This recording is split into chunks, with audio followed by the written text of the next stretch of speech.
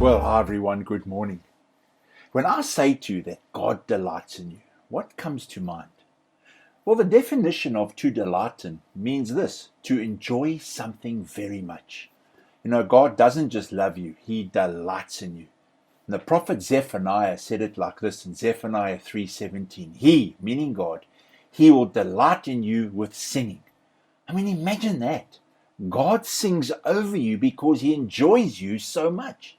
In the Old Testament, we read that God delights in the welfare of His servant. And that's in Psalm 35:27. God rejoices in doing us good.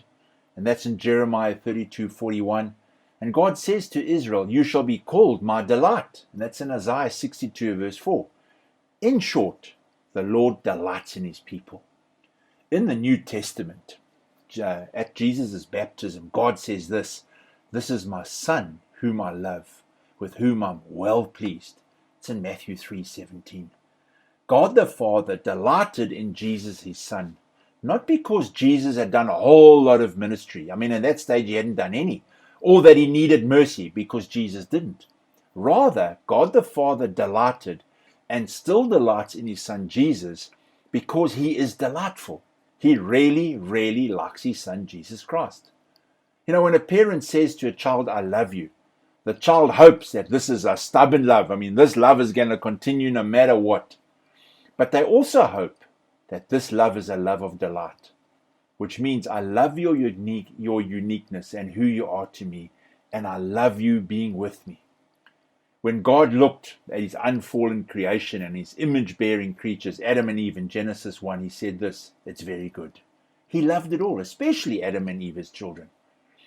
Yet, we are so used to speaking about God loving us despite who we are, that we forget there's another kind of love that God has for us.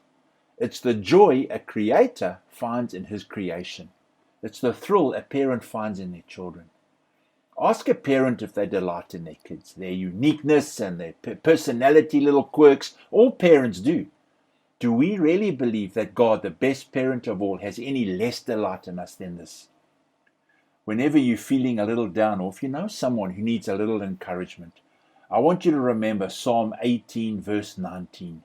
And this is what the psalmist says. He, talking about God, He brought me out to a spacious place. He rescued me because He delighted in me. Isn't that a great verse to remember? Amen. Well, it's a new week. I trust you're going to have a great day. And may God bless you.